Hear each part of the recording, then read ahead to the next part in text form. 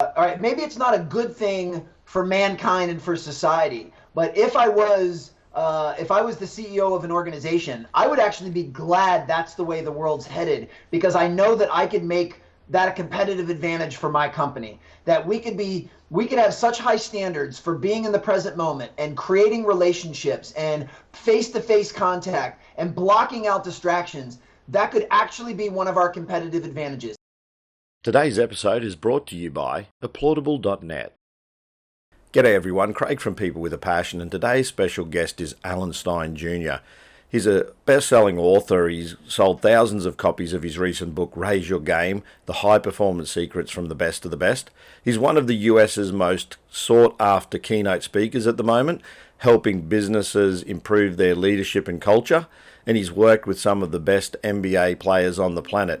Please take time now to enjoy this episode of People with a Passion and Stein Jr.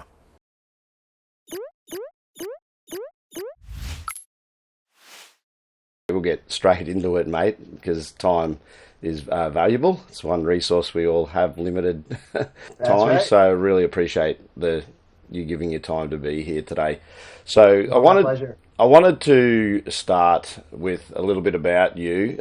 You're a former sports strength and conditioning coach for basketball. That's your core background for around 20 years. But around 3 or 4 years ago, you decided to branch into the corporate world, and People with a Passion's about passion. So obviously a driving passion for you has been sport and basketball. Why the transition to business?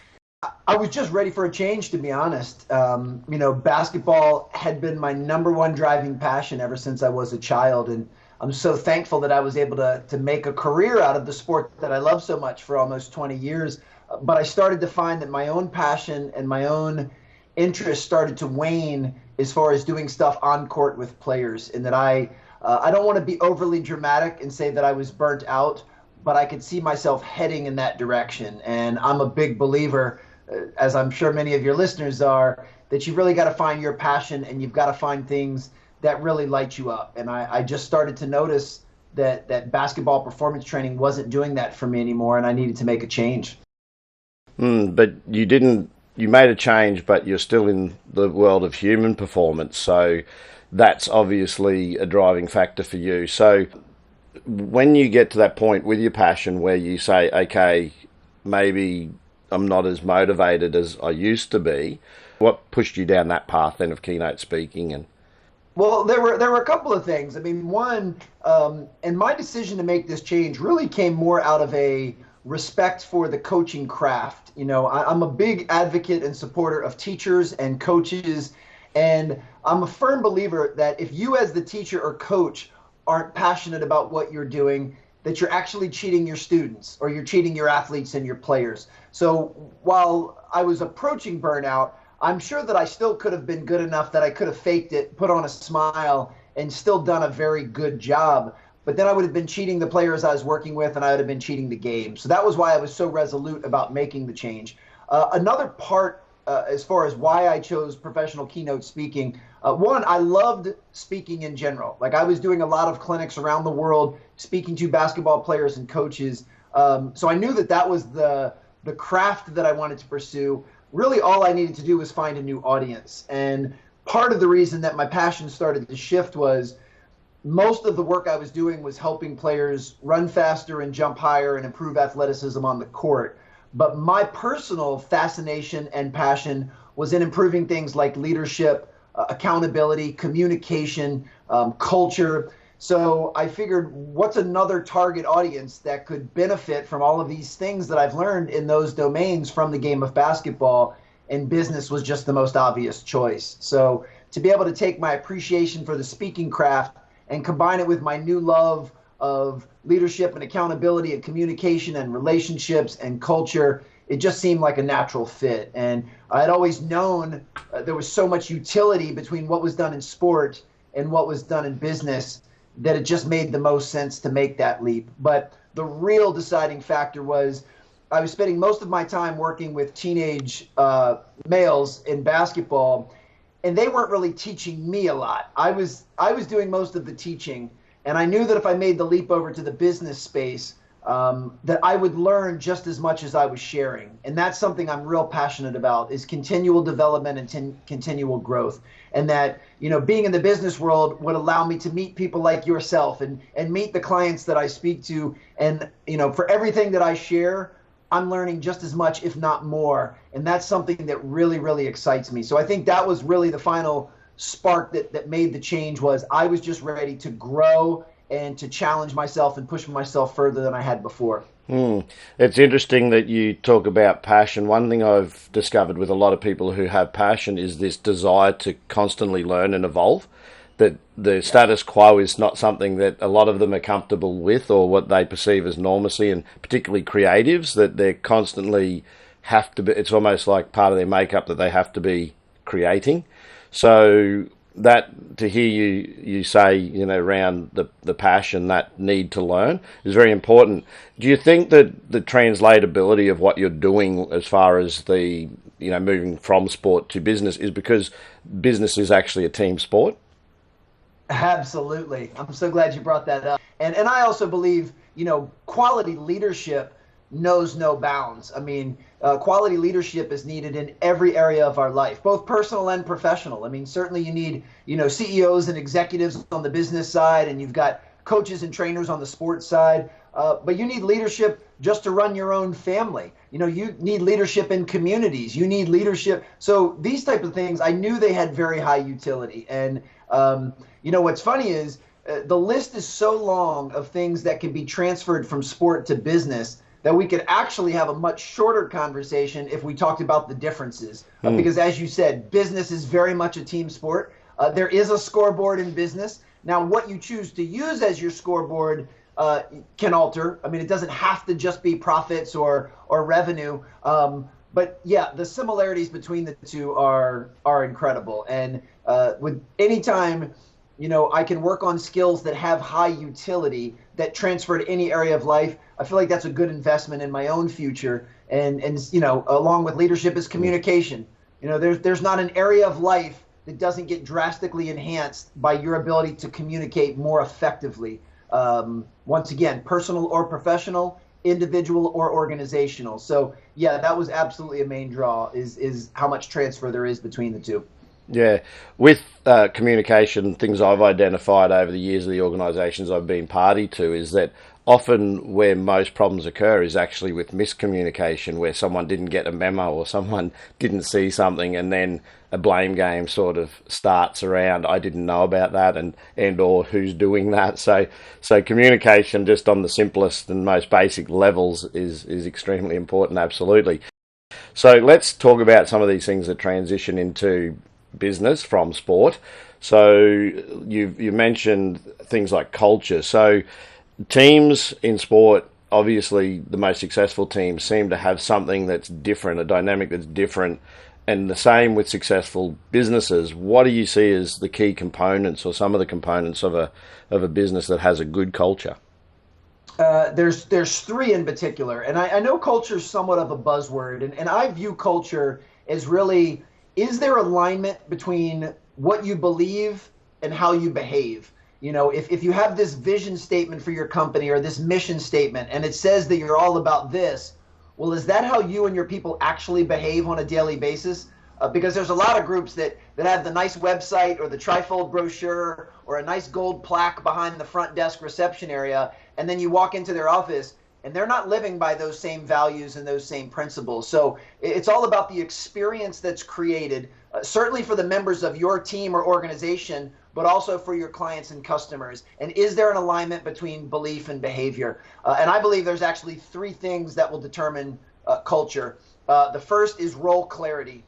Does everyone in your organization know exactly what their role is, what the team needs them to do for the team to be successful, and do they embrace and try to star in their role? So we have to have role clarity. The second is accountability. So once you've created standards for your organization, is everyone living up to those? And if not, do you have systems in place where you guys hold each other accountable?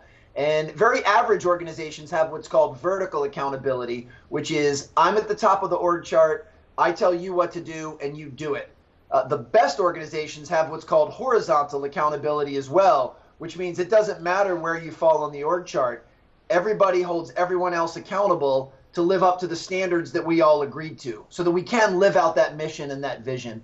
And then the third, we've already teed up, and you are 100% right, is communication, or usually lack of, miscommunication, or poor communication. The ability for teams to effectively communicate in different departments, amongst colleagues and coworkers, being able to speak the other person's language, both through email and actually in person, so that your message is always conveyed in the manner that you meant it to be. Those are the three things that I think weigh most heavily on an organization's ability to have what's a winning culture. Yeah, so they're very important points, all three of those, and you do see those translate to the most successful teams. Are there things that sort of stand out in an organisation that would say, well, maybe the culture needs some addressing here? Yeah, I actually think it is. It's the inverse. It's there's lack of role clarity. Not everybody knows exactly what they're supposed to be doing or when they're supposed to be doing it. They don't really know what's expected of them, or worse, they think their role is different than what it's supposed to be. I work with a lot of executives and managers and supervisors, and one of the exercises I have them do is say, all right, let's just say Craig, let's just say that you report to me, and I write down what I believe your role is, and then I have you separately write down what you believe your role is, and then we compare those two sets of notes. And many times there's not near as much overlap as one would hope, that you actually think you're supposed to be doing A, B, and C, and I'm over here thinking you're supposed to be doing D, E, and F, and now we've got some tension. I'm frustrated. You're not doing what I think you're supposed to be doing, but you think you're supposed to be doing something completely different, and now you're frustrated with me. It starts a whole world of problems. And then accountability, the second pillar, I actually think is probably the biggest separator amongst average, great, and elite organizations, and that's caring enough to hold people accountable. That's if you were to mess up, Craig, and step out of bounds and not do what we've all agreed to do, that I care enough about you and I care enough about our organization that I'm going to tell you that, and I'm going to hold you accountable in an empathetic and compassionate way. I'm a big believer that holding someone accountable is something you do for them. Mm-hmm. It's not something you do to them. And that the best gift you can give another human being is to hold them accountable to a very high standard. So it's easy to let little things slide. So, in tomorrow's meeting, you show up 1 minute late. It's easy to just be like, okay, that's just 1 minute. That's not that big of a deal. Well, in and of itself, yeah, it's probably not that big of a deal. But now you've started to plant a seed where, well, next time you're going to be 90 seconds late. And then maybe the time after that, you're 4 minutes late. And now 3 other people who look up to you, they're starting to show up late because they see you show up late. So what started off as something really small can quickly spread to a major problem, all because we lack the accountability and being able to say, hey, Craig, I noticed you walked in 60 seconds late today. If you can't get here on time, then the only other option is to get here early and do it in a way that allows you to perform at a higher level. And then clearly, I think anyone listening or watching would understand how miscommunication or poor communication can completely undermine your entire culture. Yeah, putting a rotten apple in amongst a whole heap of healthy apples, it sort of well said. Makes the rest of the apple cart rotten. So I've seen that in my own organisation. I must say that when people start to slacken and don't hold each other to account, that it does sort of give almost a permission to someone else to then start the same behaviour, and it can go downhill from there. So having everyone holding each other to account is an extremely important thing. Something you've talked about is gaining permission to hold people to account. That's something that's extremely important. So do you want to explain the concept of permission and having the permission to hold someone to account? Absolutely. I mean, if I go back to my basketball training days, I had a series of questions that I would ask every player that I worked with. The first question would be, do you give me permission to coach you? Like, are you going to be open to the suggestions that I make to coach you to be the best player that you can be? Are you going to allow me to use my expertise and my experience to do what I believe is in your best interest for you to be the best player you can be? And I need them to be able to say yes. I mean, if they look me in the eye and say, no, I'm not going to let you coach me, then clearly this relationship can't work. But then the next step is, do you give me permission to hold you accountable? So we're going to collectively come up with some standards of what's the atmosphere and environment that we need for you to perform at the highest level. And we're going to come to agreement and consensus, whether it's one-on-one or it's with our entire organization. But we're going to come up with a list of standards that if we all live up to these standards, we'll be on the path to achieving the goal and the mission and the vision that we've set. So once we've created these standards, now the next question is, do you give me permission to hold you accountable to these standards? That if I see or hear you do something that's not in alignment with these standards, or I see you step out of bounds, do you give me permission to bring that up to you? And once again, I mean, we're looking for compliance. We're looking for someone that says, yes, I want you to hold me accountable. Because once they've given you that permission, it makes things so much easier moving forward. There's a lot less friction, because now if one of our standards is we will always be on time or early for company events, and at tomorrow's meeting you show up 1 minute late, but you've already given me permission to hold you accountable, there's really not a whole lot you can say. I mean, human nature dictates you're still probably, just because you're a human being, this certainly is not personal, you're probably going to make an excuse on why you're late, or you're probably going to blame someone else for why you're late, or after I leave and hold you accountable, you're probably going to complain about me to the folks sitting near you. But there's really not a whole lot you can say. Craig, did you know that being on time was one of our standards? Yes. Did you give me permission to hold you accountable when you stepped outside of that? Yes. Okay, well then why are you surprised that I'm holding you accountable? You showed up 1 minute late. I mean, you already know that I'm there. And just that agreement already takes the sting and the issue out of most of it. In fact, if we've already created that agreement, when you show up 60 seconds late, you usually show up with an apology and say, I realized I messed up today. I'm so sorry that I'm late. It won't happen again. And it's already diffused the whole situation. Yeah, I think culture also, which is something that I try and do with the organisations that I belong to, is not to make that fabricated excuse or lie, so to speak, is to own, if you make that mistake, that you actually own it. So ownership of your action in an organisation and culture, I think, is extremely important, because that's what builds another level of trust, and that's another factor with companies and business that's also important in team sport, is this concept of trust. Now, on that topic of permission, you've worked with a number of elite athletes in basketball that have gone on to play in the NBA, and some you've worked with while they've been in the NBA. But one of those, you have a story of Kevin Durant, when you were working with him, trying to encourage him to hit the gym or do strength and conditioning more so. Do you want to talk a little bit about that experience and him giving you permission, and how you had to work him to get him to that point? Most certainly, yeah. I mean, Kevin I met him when he was 15 years old, and I know he's sitting out right now with an Achilles injury, but for the most part, most people think Kevin is one of the top 3 basketball players in the world, just in case some of your listeners don't follow basketball. I mean, so you're talking about someone that is in the upper 0.1% of what he does, and a true master of his craft. And when I met him when he was really young, he had 3 of the 4 major pillars already in place to become a great player. He had a great work ethic and a strong passion for the game. He loved to play. He had a very high basketball IQ. He understood the game. He had great footwork and mechanics. Like, he was fundamentally sound. But the only thing he was really lacking was lack of strength. Kevin was very slender back then. He was really tall, had very long limbs, and he wasn't near as strong as he needed to be. So I started to convince him and his wonderful mom, Wanda, that getting stronger was going to be a requirement, that was going to be, something that could prevent him from playing at a high level. And eventually Kevin came in for a workout, and I laid the hammer on him pretty good. I mean, I took him through a really, really tough workout. And at the end of it, I asked him if he liked the workout. And it's funny now. I didn't think it was so funny at the time, but he said, no, I didn't. But I know this is the kind of stuff that I need to do if I want to be a great player. So when can we meet again? And I just remember being blown away that this young man had the maturity to acknowledge that he was going to have to make a change to what he was doing. And that change was going to require discomfort. It was going to require a sacrifice. he could have easily said, look, man, I'm one of the best high school players in the country. I'm doing fine. I don't need to come in and do these kind of workouts because, to be honest, they're pretty hard and I don't like them.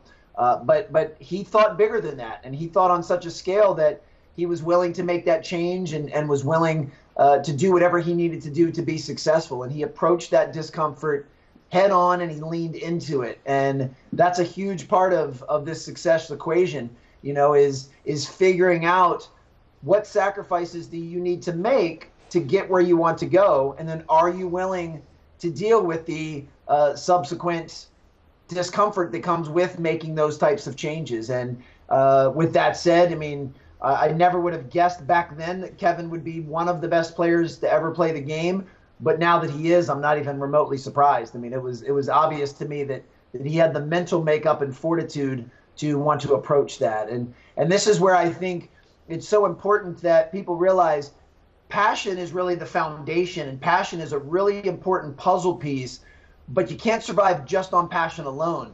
You have to actually have the passion to do the dirty work and to do the stuff that you don't want to do, and the passion to work during the unseen hours, because you're passionate about your craft, you're passionate about your result, doesn't necessarily mean you're passionate about every single step that needs to be taken in order to be successful. You've recently, sadly I bring this up, but lost two very key people that have motivated you and been part of your life, one being Morgan Wooten of DeMatha, where you worked, and obviously Kobe Bryant, who you also have had experiences working with. What do you think their legacy is to those that are still here? What do you think the messaging, then what the takeaways from their lives are for people in sport and business? Well, for frame of reference, so Morgan Wooten was the coach at DeMatha Catholic High School for 47 years. I'm only 44 years old, so he coached 3 years longer than I've been alive. And that certainly you don't do that without having a very high passion, in his case, not only for the game of basketball, but for helping young people and pouring into young people. So, I think his legacy is absolutely cemented. One of the best coaches and leaders of any sport or any industry. He was one that I think he really showed other coaches how important relationships were and how important it was to care about your players. He was the first one that I remember being coined with the saying that, he taught in an all-boys school, so I'm just saying boys. Clearly, we would coach girls the same way. But he would say, I coach every young man as if he was my own son. And I'm going to coach him with that type of care and love, which, of course, means accountability and discipline. Yep. But he really brought a human side to coaching. And, of course, the bittersweet part about Morgan's passing is, he lived to be almost 90 years old. So you're talking about someone that had a very full life, and certainly got to see and do a lot of amazing things. Then you turn over to Kobe, which, the reason his death was so sudden and so tragic was, he was cut down in his prime. He's 41 years old, so he's not even as old as I am. And he didn't get to live the long, full life that maybe Morgan did from a time standpoint, but he certainly appeared to live as full of a life as you could live for only being 41. And, certainly for most of his life, he was hyper-focused on the craft of basketball and becoming the best player that he could be. And I don't think there's any question that he became the best player he was capable of. Where you rank him in history amongst other players is a completely separate discussion. But I don't think Kobe could have squeezed one more ounce of potential out of himself. He got it all out. And then he transferred that to the business world as well, and started doing other things. And, the thing I really admire about him is how dedicated he was as a father, how good of a family man he was. Even in his last moments on earth, he's trying to take his daughter to a basketball game at, his facility for a team that he coaches. So it's certainly sad to see someone, leave that early, who still had so much more to do. But I do think that if we can draw from that and say, all right, well, we realize now, and I know we all know this intuitively, but it reminds us that we don't always have time. It's not promised that anything could happen to any one of us any given day. So let's live our lives accordingly. Let's not live our lives as if we have 40 years left. Let's live our lives as if we don't, And then if we do end up with 40 more years, like a Morgan Wooten, then we'll have gotten the most out of that time. So, yeah, I think the world lost two amazing guys and two amazing leaders, but both really left their thumbprint on the world before they left, which I think is what any of us are hoping to accomplish.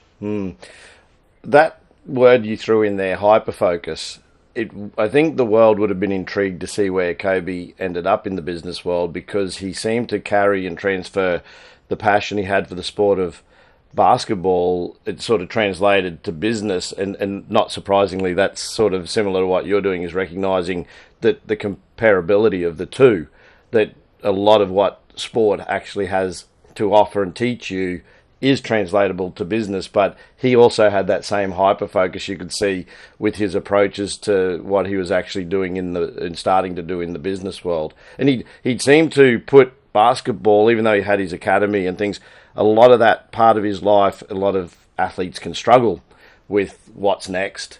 He seemed to say, well, this is what I am now, this is what I do now, and he was very comfortable with that.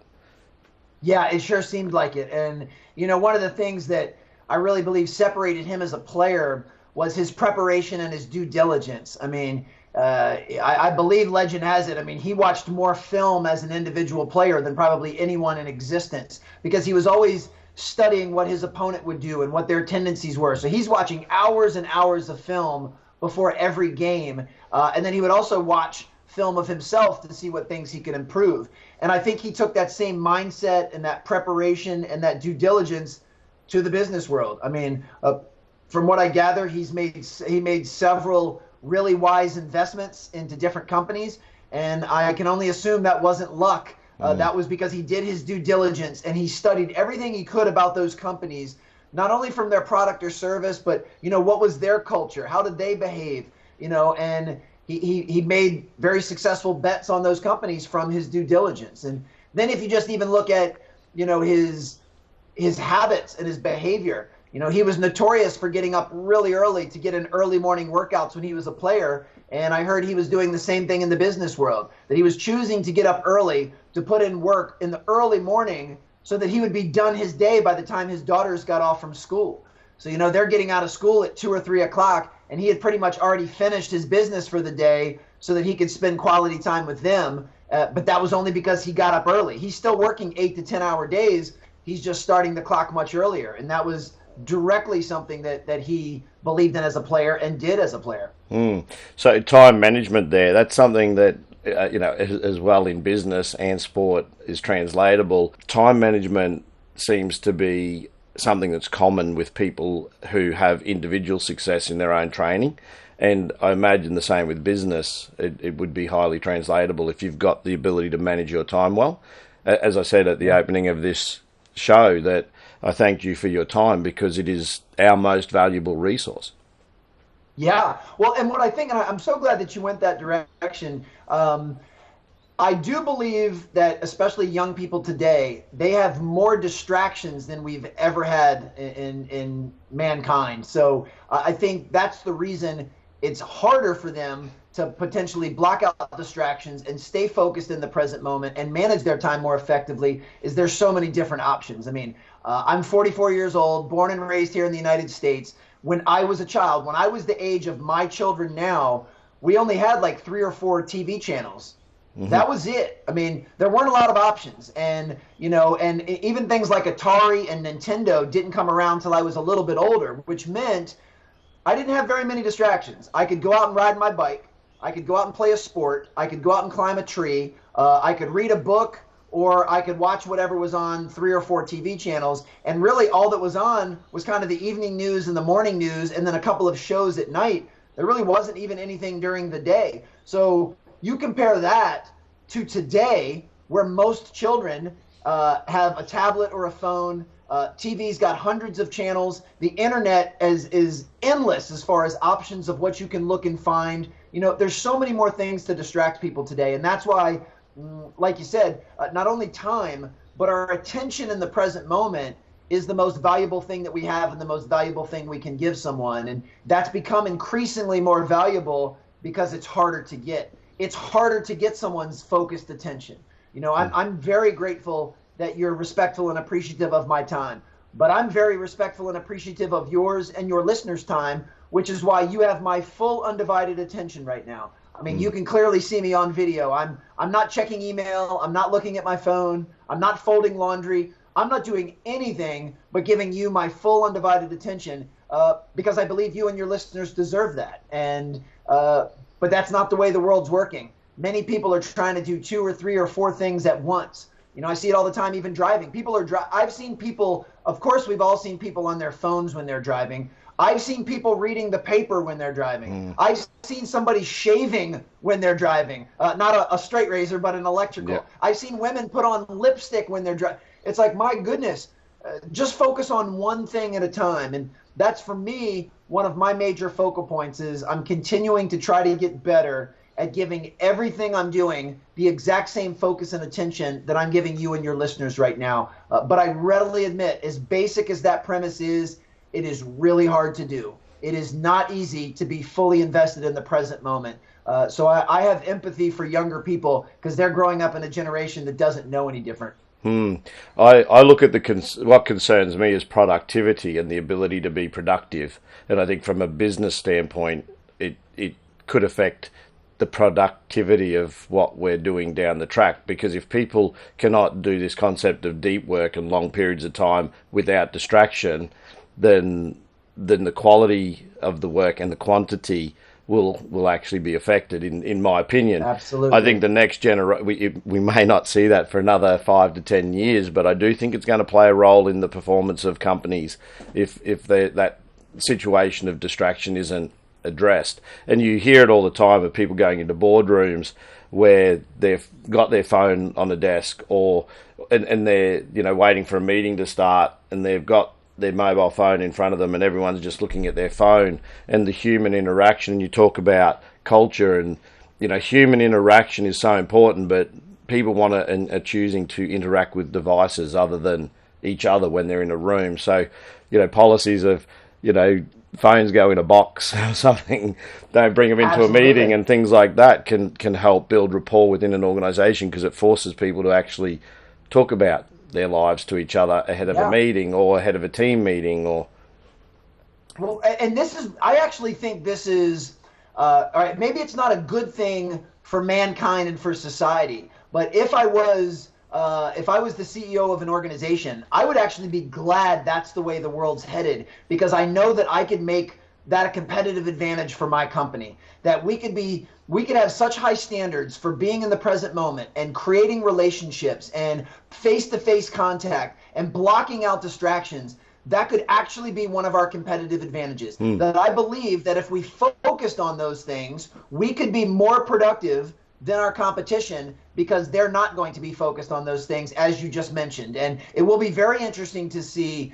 that battle between everything becoming automated and digitized versus our human beings becoming less productive. But I love the fact that the world moves towards automation, because that means little customized touch points. Something as simple as a handwritten note is more valuable today than it's ever been, because no one's doing it anymore. So if I owned a company and I had 100 people that were on my team, I would be talking about this stuff relentlessly. Like, I wouldn't even need to tell people, turn off your phones when you get into the meeting or put them in this box.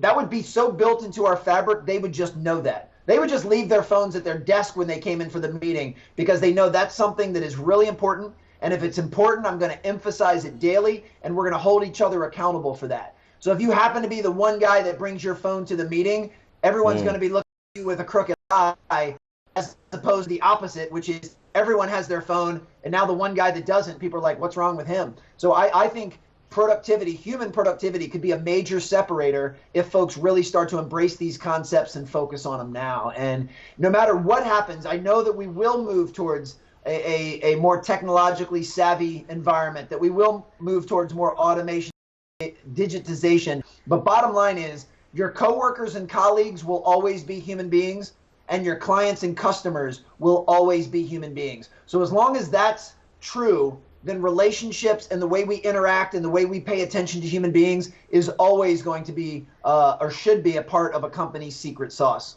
You talk in keynotes and things about this concept of a performance gap. So I'd like to bring that up so that the audience come to understand what that is. So do you want to give a bit of background and just a conversation around this performance gap that you speak of in your trainings and keynotes? Be happy to. Yeah, a performance gap is simply the gap between what we know and what we do. It's the gap between what all of us know intellectually, intuitively, and know what we should be doing, and then how do we actually behave and what are we doing. So we used that example earlier. A team with a very poor culture has a huge gap between what they say they believe and how they behave. And we all have performance gaps. Even the highest performers in the world aren't immune to them. But the highest performers in the world have found ways to mitigate them or eliminate them, at least in the most pressing areas. Perfect example. I have the full humility to acknowledge that most of what I share is incredibly basic. Now, none of this stuff is easy. And that's one thing that's really important for people to know. Basic and easy are not synonyms. They do not mean the same thing. People often treat them as if they're interchangeable, but they're not. I have 10-year-old twin sons and an 8-year-old daughter. They would have understood, if they listen to this podcast, and I might make them do so, they'll understand every word of it. There's not anything on here that will confuse them, and they're only 8 and 10 years old. But nothing that I've said so far is easy to do. And I can even say the same thing for your audience. I don't think that I've shared anything so far that your listeners haven't already heard before or don't already know. But that's not the important question to ask. The most important question to ask is, am I doing this stuff? Okay, so I heard Craig say this. Yeah, I know that. I heard Alan say this. Yeah, I know that. Well, it's okay that you know it, but are you doing it? Because if you're not doing it, then it really doesn't matter. Just knowing without doing is completely useless. It's no different than that book on your shelf that you haven't read. That thing's doing nothing to help you out. And to take it even one step further, and this is what a lot of people actually make the mistake of, they do read the book, but then they don't put any of the stuff into action. And once again, it's almost as if you could have just not read the book if you're not going to act on any of it. I tell people all of the time, and I know that there's a dramatic feel to it, and I do that intentionally. I say, look, if you read my book, Raise Your Game, if you read it, it'll do absolutely nothing for you. Nothing. Mm-hmm. If you read my book and put it into action, it may change your life. It may change a couple of your key habits. It might be just what you need to create a breakthrough. So just reading the book by itself will do nothing. Reading the book and actually implementing stuff could change everything for you. And that is the difference of what creates a performance gap, knowing and doing. That's very insightful. I like that concept of the performance gap because we do it, as you say, everyone does it to varying degrees within their lives, is we know what we should be doing. And diet was one of the conversations I've seen you had in the past where we all know we should be eating healthy, but we tend to choose not to, and it is a choice. So that's the other thing about the performance gap is we make the choices of what we want to take on board in action and what we just want to know. And that's something that's... Well, and if we even take it a step further, I mean, because of the internet and the stuff that we've talked about, knowledge is at an all-time high. In fact, I don't know that there's anything from a knowledge standpoint that if you and I don't know it, that we can't find it in a matter of seconds by just typing it into Google. So not knowing is very rarely the reason people get frustrated anymore. It's the not doing. Even not only does everyone know that they should eat healthy, if you ask people to write down a list of the healthiest foods they know of, they could list 30 foods immediately. And you'd see a lot of the same foods. People would start writing down, blueberries and spinach and avocado, and they would know what foods are healthy. But then if you ask them, well, what foods do you actually eat? If there's not a lot of crossover, then they have a performance gap. Same thing with sleep. I don't know that there's an adult in the world that doesn't know that sleep is important, that you should be getting 7, 8, 9 hours of quality sleep every night. So people know that that's important. But then if you ask, especially people in the business world, especially entrepreneurs in startup situations, well, how much sleep do you get? It's like, I don't know, 2, 3 hours, sometimes 4.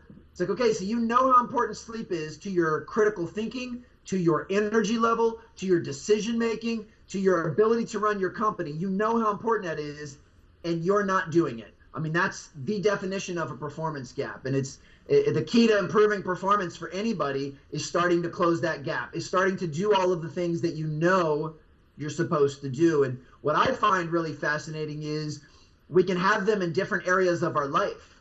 So I've spent most of my life around health and fitness and wellness. So I had very narrow performance gaps. Like, I work out regularly, I get plenty of quality sleep, I eat healthy foods. That just comes very naturally for me. But then I've looked at other areas of my life, and there have been times where, let's say financially, I've had pretty big performance gaps. You know, I knew I was supposed to be saving money, I knew I was supposed to be investing or doing this, and I wasn't doing those things before. And it wasn't because I didn't know, it was simply because I wasn't doing them. One thing that I want to touch on is a concept of infinite games and process and finite games, which Simon Sinek actually speaks to in his talks. Do you see the translation between the people who are in sport that are most successful, that they seem to be constantly evolving and improving and they never reach or have a finishing point? So it's almost like they're playing an infinite game within this concept of a finite game, a game within rules. And do you see that translate to businesses that are successful as well, this concept that they're more focused on the process than their competitors and continually improving and evolving to deliver outcomes for their customers, as opposed to, like with sports, it's delivering that outcome for your team, which is winning? Absolutely. Yeah, without question. And that also parallels kind of Carol Dweck's growth mindset versus the fixed mindset. And, you know, I personally believe not only are we more successful when we're continually growing, but we're also happier and more fulfilled. I mean, I believe that continual growth and subjecting ourselves to new stuff and developing is part of the fuel that drives our passion for whatever that may be. And the best players I've ever been around, they do two things. One, they never leave the basics. So they always work on the fundamentals. That will always be a constant. But then they're always looking to evolve and add something new to their game. You know, I know we spoke about Kobe earlier. I mean, every offseason, he would try to add a new component to his game. LeBron does the same thing. Michael Jordan used to do the same thing. You know, Kobe hired Hakeem Olajuwon, one of the best centers to ever play the game. One offseason, he hired Hakeem to help him with his post-up game. You know, here he is, a guard, but he wanted to be able to add this new dynamic to his game. So he was always adding that. And it's the same as true in business. And this is what's fascinating. If all of your competition keeps getting better and you stay the same, then by comparison, you're actually getting worse. You know, you're losing market share or you're losing profit because they're getting better and you're not. So even staying the same, you're not really staying the same. You're actually lowering your value to the marketplace because everyone else is getting better. So not only is it more fulfilling and you're happier when you're growing, but it also your performance improves, your success and significance improves. So yeah, that self-development, and it always starts with self. You know, I mean, I would tell anyone that's a part of any organization or team, the very first step to improving this team is improving yourself. If you want us to have a better, you know, year this year as a company, then you need to be better this year. You know, if you want us to grow and improve, then you need to grow and improve. So you might only be one of 100 people in our organization, but if you're not developing and leveling yourself up, then you're sandbagging. You're basically an anchor. You're weighing the rest of us down. And if all 100 people commit to getting more mastery of their craft and developing new skill sets and getting better at what they're doing and constantly evolving, if everyone's doing that, then the company will get better by default. Nothing else is even possible. Is that a cultural thing, that maybe that's a corporate responsibility as well to provide those opportunities for growth? Does the concept of people growing threaten poor organisations where they're worried about people growing and leaving an organisation, and that's a bad culture to have if you're worried that good people will leave? It sort of says something about your organisation if you're worried about that. So how do you say to a company, growth is important and you want your people to be progressing and getting better and better? And yes, that may mean they'll leave, but it also may mean because you're looking after them, they'll stay. Absolutely, man. You just dug into some really great stuff there. Kind of two angles that we can look at. One, yes, the best organizations that I've ever been a part of are constantly investing in their people. They realize that paying for professional development, whether it's bringing in a speaker or ordering a book or paying for a course or sending their team to a conference, they understand that that's a quality investment. I mean, and first of all, it's the right thing to do. Second of all, it will keep your people motivated, as we've already discussed, that if I'm constantly paying for new opportunities for you because you work at my company, that's going to keep your passion at an all-time high. And the higher your passion is, the better your productivity will be. So it's actually good for the company to keep the fires lit of the people that work there. But then if you want to talk about a return on your investment, Craig, you've been crushing it this past month. You've done an awesome job. Well, I could give you $500 in cash and you just go spend that however you want, or I can pay for a $500 online course for you to take. It's the same money coming off of my bottom line, but one of them, the company's going to reap a benefit because now you're going to be a more engaged coworker or colleague, and you're going to learn new skill sets from this online course that you can now apply to help the rest of us get better, or I can just give you $500 and let you spend it on whatever you want. So it's not even like I have to invest more money. I just have to make sure that I'm investing it in the right things. And the whole concept of, well, we don't want good people to leave, there's a couple things. One, and I cannot remember for the life of me who originally said this, but it definitely was not me, said something like the only thing worse than paying, for development for your people to get really good and leave is not paying for it and they suck and they stay. It's like, oh gosh, well, that's not a good thing either. Yeah. And what I would constantly be reminding myself is I want to keep developing my people for the reasons I just stated, but I also want to show them so much appreciation, and I want them to know how much I value them, that they don't want to leave, that they love being here. And part of that is that I keep giving them, promotion doesn't have to be a promotion, but I keep creating opportunities for them to be a part of this culture that they might not be able to get anywhere else. And if and when they grow to a point where they've outgrown their role and I don't have anything else for them, then I should want them to go somewhere else. Like the humanity in me should want to wish them well and write a great endorsement for them to go somewhere else. The way that the world changes, if I owned a company, I don't know that I want 100 people working on my team that are all completely content with just being here. Like, I want someone that says, Alan, you know what? I look forward to working for you and learning from you for the next 5 years, and I'm going to go off and start my own business. Great with that, because that means for 5 years, I'm going to have somebody that is very passionate, very motivated, someone that's going to be committed to getting us to be really good so that he or she can then go off and do their own thing. I don't believe you should lead through fear. I don't think you should be leading through pressure and trying to keep people.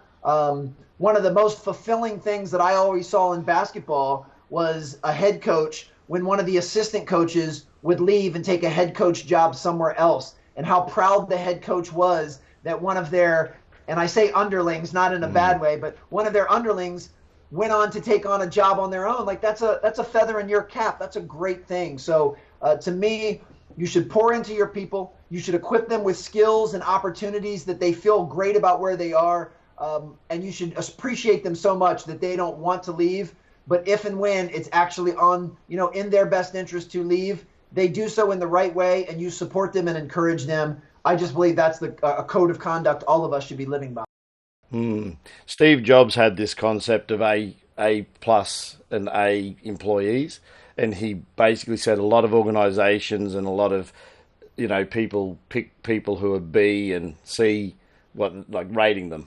He used ratings, and he said he wanted to pick A plus people. He wanted to pick people better than himself, and he basically said if your organization's picking people because you're feeling threatened that if you get someone too good that you might be out of a job, then you're in the wrong business, because business is about being the best.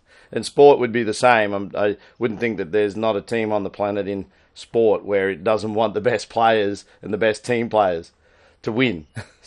Well, and what's interesting, especially in sport, is, of course, the coaches want to get the best players. But when you've really created a special atmosphere is when the players also want you to get the best players. If I'm the starting point guard and I know you're recruiting another really good point guard, it takes a lot of courage and humility and confidence on my end to encourage that.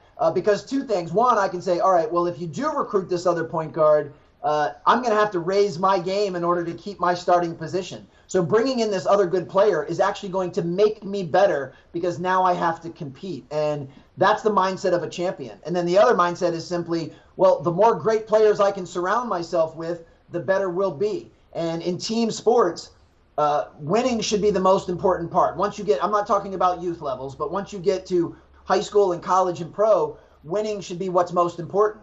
So a mediocre player would say, I want to be the top dog. I want to be the best player and the leading scorer. So I don't want our coach to recruit other good players. I want to be the man, even if we don't win very much. Whereas a champion says, I want you to get the best players possible. And even if that means I don't play as much as I'd like, or I don't get to shoot as much as I'd like, we're going to win a championship, and I'm going to be a part of something bigger than myself that's really special. And those are hard to find, because I do believe things like jealousy and selfishness, they're wired in our DNA. They're inherent. It's normal for a player to want to be the best player and to feel threatened if another good player comes in. So it's really abnormal to be able to step outside of that. But that's why winning championships and being elite level players is not normal. Now, you also in this conversation have brought up on several occasions this word basic and keeping with the basics. And I know that you have a really good story around Kobe Bryant. So I know not everyone who listens to my podcast is into basketball, but I think, and you also have a good story around Steph Curry and free throws. So I think it would be, good if you can take an opportunity to tell those stories. And the other thing that you identify as humans, we are storytellers, and the importance of telling stories to deliver a message and to deliver learning to people. Yeah, well, no, I love the way you teed that up. And I think this will be a great way to kind of put a bow tie on everything we've talked about. As a leader, as a communicator, as a speaker, in order to change people's behavior or actually get them to put things into action, they have to remember what it is that we said or what it is that we taught. So we want things to be sticky. And I certainly found that story makes things incredibly sticky. So no matter what line of work you're in, even if you're a manager and you've got 4 people that report to you, anytime you can tell a story that has a lesson, it's much more powerful and memorable than just telling them what to do. Hey, I want you to do this, this, and this is not near as powerful or as effective as if I tell you a story and the moral of that story is this, this, and this. So I'll give you the abbreviated version of both, because certainly folks can find them on my website if they want the full story. But in 2007, I had a chance to watch Kobe go through one of his private workouts. And I just remember being blown away at how basic the drills he was doing. He was doing basic pivoting drills, basic ball handling and offensive move drills. And at the time, Kobe was the best player on the planet. And I just was shocked to see somebody at his level doing drills that I had done with middle school and high school age players. And when I asked him why he was doing such basic drills, he basically said, well, that's the reason I'm so good, is I don't get bored with the basics. And that was a really pivotal lesson for me. And it's reminded me ever since that the key to being good at anything is never leaving the basics. It's committing to those basics relentlessly, especially during the unseen hours. And really, anyone in the business world, you need to start figuring out what are your basics. Let's just say someone listening to this is in sales. Well, if you're in sales, I'm a huge believer that the ability to actively listen is one of the most important skill sets. That in order for you to ask insightful questions and listen to what your prospect has to say, that's one of the most basic components of being good at sales. Well, how often are you practicing the skill of listening? As a sales professional, are you always telling people that they should buy your stuff and beating them over the head with features and benefits? Or are you asking questions to see if their prospect's a good fit and then listening to their answers? So one could make a very compelling argument that listening is one of the basics of being effective in business. And then if it's a basic, then you have to be practicing it regularly. Very similar, at that Kobe Academy, I met Steph Curry. He was one of the college counselors there. And what was remarkable about him was he wouldn't leave the workout until he swished 5 free throws in a row. And anyone that's listening that's ever shot a basketball knows that's a really high standard. To swish 5 in a row is really, really challenging. And It's my belief that high standards like that are the reason Steph will go down in history as the greatest shooter the game's ever seen. And it's not by accident or luck. It's because he's willing to hold himself to a high standard. And it goes back to the basics. He wasn't doing anything miraculous. He was swishing 5 free throws. Free throws, one of the most basic shots in basketball outside of a layup or dunk. And he wanted to have mastery over that. So those are 2 lessons that I think are really important for us to pull from. And I know that I use them in my life daily. I'm constantly trying to figure out what are the basics that I need to continue to master, and what are the standards of excellence that I need to live up to in order to become the man that I want to become, and do my very best not to deviate from either. Yeah, they're great stories, and also the amount of words that come up in those stories do teach lessons. That you're talking about standards throughout this interview, and I think one of the things I've noticed with the organisations that I've been party to that I've since left, that where I didn't feel that I was feeling their culture, if I could put it that way, I felt because they didn't have standards and the accountability that was needed, that I felt that would make it an organisation of fairness. So I think standards breed a degree of fairness, and the organisation that I run, my sporting one, Oswoosh, actually has a statement of standards stolen in part from the United States basketball men's team from that Coach K implemented a couple of seasons ago, which actually came out of a heated conversation, I believe, with LeBron, who didn't look him in the eye.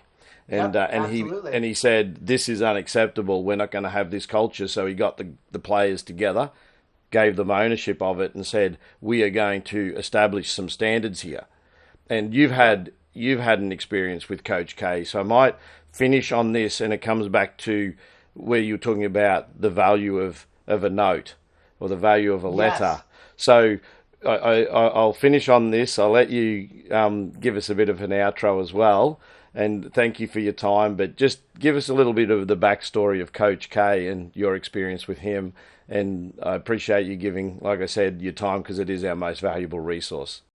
Oh, it's absolutely my pleasure. You've navigated a really fun conversation, and I can tell you've practiced the basic of active listening, because you asked very insightful questions and you came very prepared. So this has been a delight for me. Coach K was really somebody, especially early in my career, that I idolized. I mean, I can't think of a different word. I mean, it was someone I had read all of his books and was just blown away by his perspective and the way that he approached building teams. And I had a chance to meet him when I was working at Montrose, and I had a 10-minute conversation with him. And it's funny because I don't really remember anything that we said. I wasn't near as present back then as I'd like to believe I am now. But I'll never forget how he made me feel. He had great body language and facial expressions and eye contact, and he kept asking me questions. He made me feel like I was the most important person in the gym, which I really appreciated. And my parents raised me that if somebody goes out of their way to do something nice for you, you handwrite them a thank you note. So I went home that night and I handwrote Coach K a thank you note that just said, hey, thank you so much for your time today. You have no idea how much it meant to me. I really appreciate you. I'll continue to root and support for you and Duke. And I sent it off in the mail. And 3 weeks later, to my surprise, I actually got a letter back. It's actually, hang on, I even have it right here in my office. Because it's in my stuff that I travel with, but I don't know how closely everyone can see, but I mean, this is one of my most important possessions. It's actually a letter back from Coach K from my original note. Yeah. And he basically said the same thing and was thanking me for my time. And I just remember a couple things. One, my guess is it took him maybe 60 seconds to write this note. That's it. Maybe 60 seconds. And, over the course of our life, 60 seconds is a little thing.